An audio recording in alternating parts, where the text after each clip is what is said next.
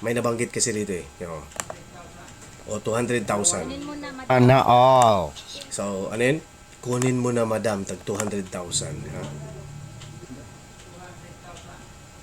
Kunin mo na, madam.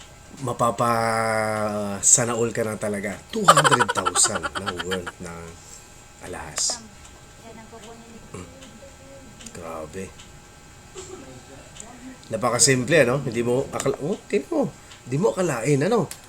Hindi mo akalain sa itsura na afford bumili ng 200,000 na ginto.